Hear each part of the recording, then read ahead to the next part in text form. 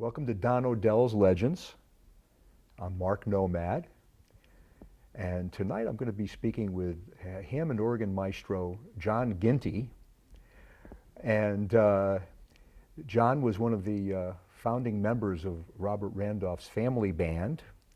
He recently got off the road with the Dixie Chicks, so we have a lot of before, during, and after stuff we're hoping he's going to fill us in on. John, Absolutely. welcome. Thank you, man. Great to meet you. Likewise. Yeah. I want to start by saying that I was knocked out by your music and your band, your musicianship, and we'll be talking about a lot of those aspects. But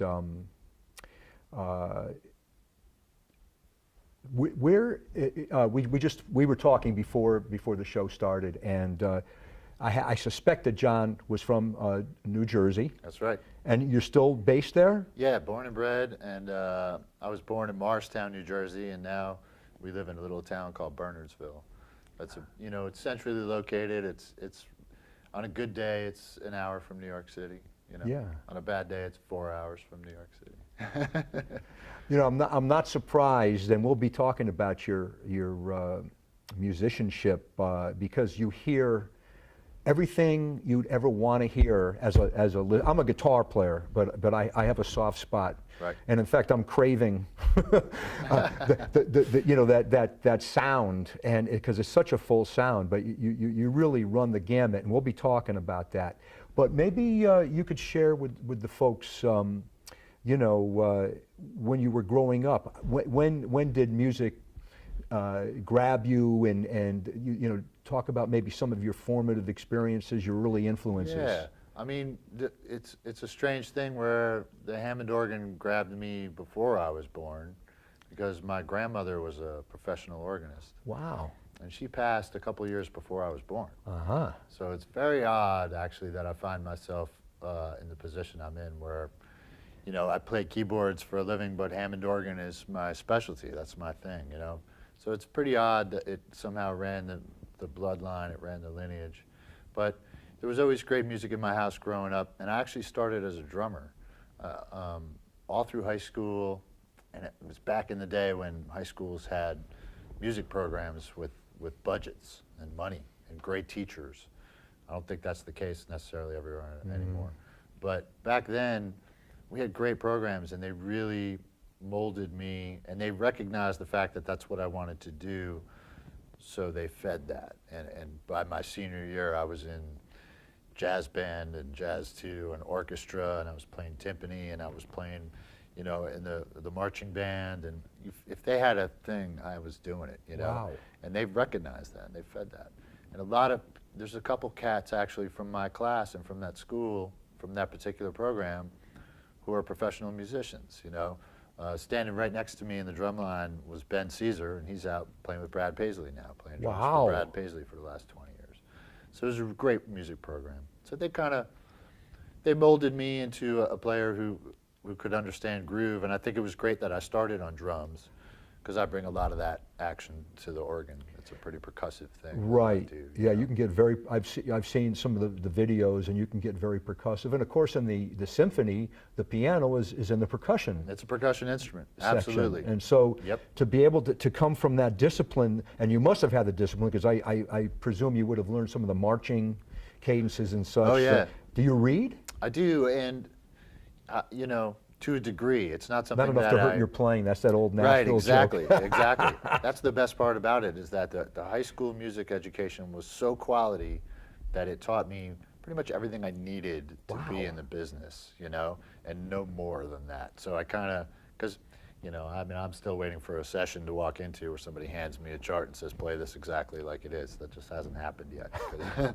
people usually want you to do what you would do, not what's on the page. Right. So that hasn't really been a part of my thing. But, theory-wise, I know what's going on, and I know what the band is doing, and I can identify all that stuff. So it seems to be a good fit for a rocker, Yeah, because you have such a great feel that I didn't know about the drumming part. That's fascinating. Yeah. And so when I've seen and heard your music recently, your ability is very profound actually, but and the feel is great. But I wouldn't have guessed that you came from the schooled background. And that's good. Yeah, that's a very good thing. because a lot of folks who, and what music is like food. What it's one man's meat is another man's poison. But Sure. but it's a lot of times there can be folks that don't get to relax because they're looking at the printed page. Sure. And that there's a place for that. Yeah, and there is, and I have all the respect for that. If you're classically trained and you put out some, I mean, the way that I can't do that, So that's really impressive stuff to me.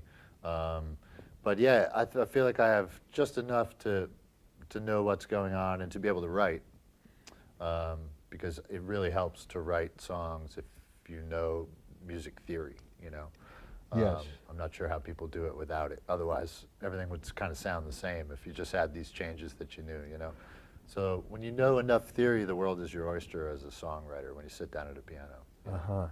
Well, I only read very, very basically, so I'm like the butt of that joke. How do you get a lead guitarist to turn down? You put sheet music in front of them. But yeah, different strokes. But so you went through this wonderful school system in Jersey. Yeah. And so while you were drumming, were you dabbling with the keyboard? I was. There was always time to go to the music room, and as a drummer, what I would do is I'd go in with a metronome and a pair of headphones, and I'd play for 40 minutes to the metronome, and then I'd go on to my next class.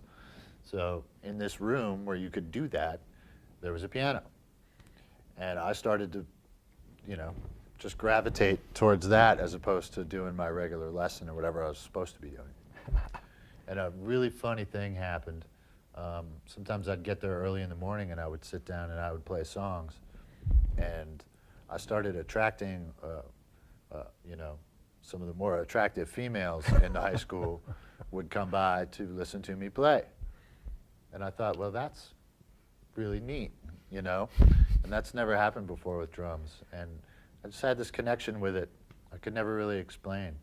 I never had a piano lesson. Nobody ever taught me how to play a piano. I've had plenty of music lessons, and I've had plenty of drum lessons. Yeah.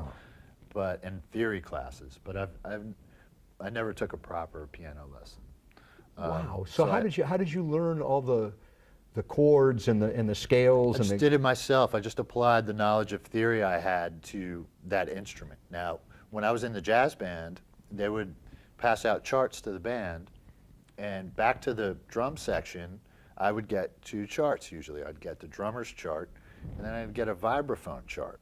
And we would take the vibraphone chart and forget about it.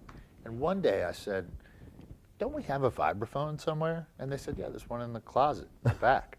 I said, well, let's drag that out, because this is a simple part, and it's an important part, and I can read it, and I know what's supposed to happen here. And so I figured it out, and I played it, and oh, okay, I get that pattern, and I get this. And that was really the connection where I could connect the percussive to the pattern of a piano. So when I would sit down at the piano, I would kind of doink at it like I was playing my vibraphone part, And that's how I knew where the scales were, and I knew where the moves were. But my technique, finger-wise, I do things that, trained pianists look at, and that makes them shiver. Why would you ever do that? But it's because nobody ever showed me, and I just kind of translated the vibraphone to the piano. I almost don't know when it happened. I don't think I felt it happen. Just one day I was good at piano, Because are those called tone bars that are on the Drawbars.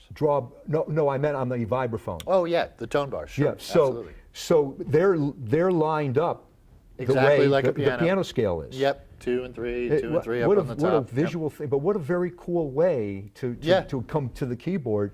And of course, style, which is so important if an artist wants to have their own voice. Sure.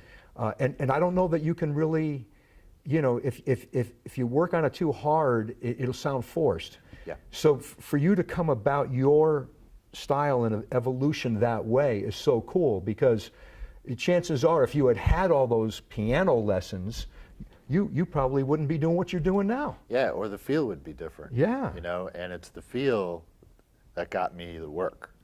The reason I work as a keyboard player is because I know what the feel is. Mm-hmm. There are plenty of players out there, plenty of cats who are way better than me. They're faster and they know more and they can do more, but they tend to rush the beat a little bit. They tend to be a little bit on top. They tend to overplay in situations. They tend to step on the vocal. They tend to kind of, break some key laws that are out there, Mm-hmm. And so because I've been able to kind of put it in the pocket and make it feel good and not overplay, sometimes you just got to throw down one or two fingers or just play whole notes.